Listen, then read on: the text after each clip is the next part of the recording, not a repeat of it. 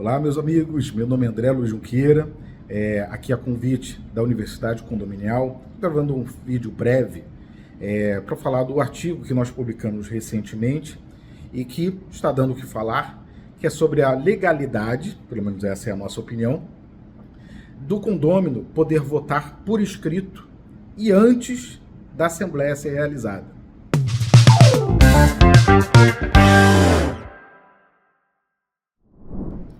E aqui eu coloco para vocês algumas reflexões, mais detalhes, leiam um artigo, né? Ele está ali mais aprofundado, né? mais extenso, mas aqui eu coloco algumas situações, algumas hipóteses para a gente pensar. Com frequência, a gente vê em assembleias, sejam físicas, virtuais ou híbridas, que elas se prolongam muito.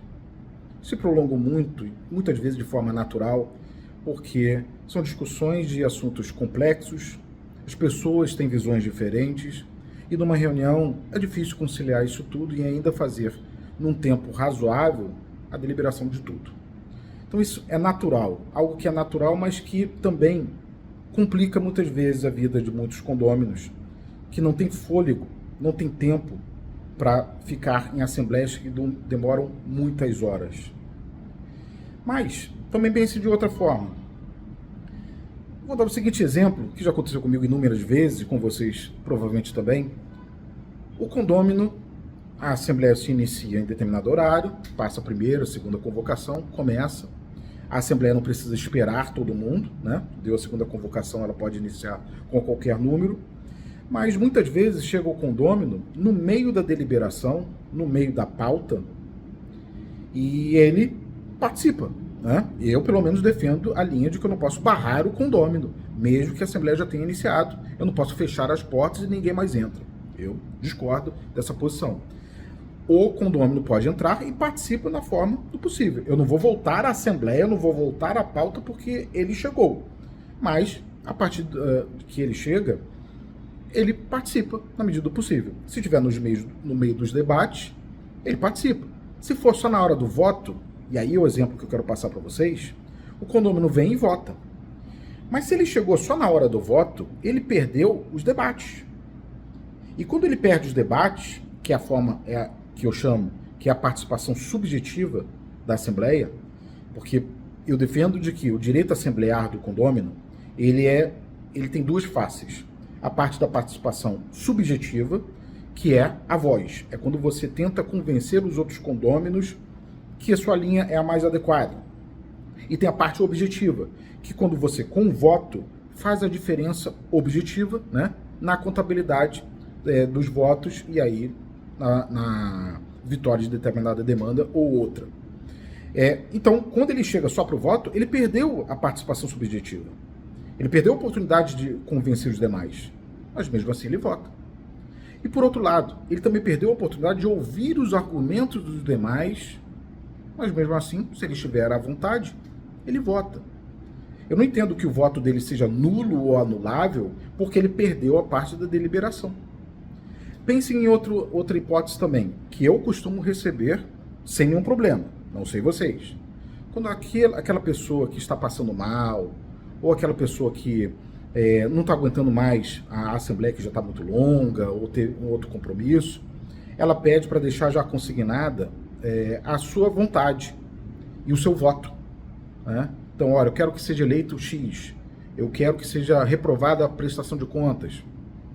A pessoa vai e vota da forma que ela desejar, eu registro ali com testemunhas, e quando chegar a hora da deliberação, contabilizo o voto daquela pessoa que se ausentou.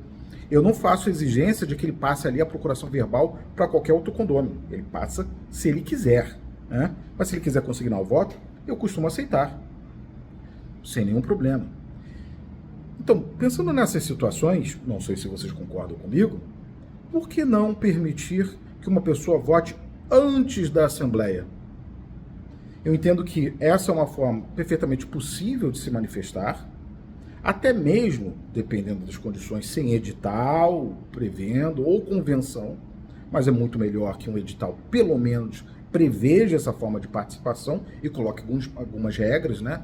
Como que se manda, né? Eu entendo que a declaração deve ser por escrito, assinada ou digitalmente, eletronicamente, com certificação digital, ou mesmo assinada e com reconhecimento de firma, como é de praxe em muitos condomínios para aceitar procurações.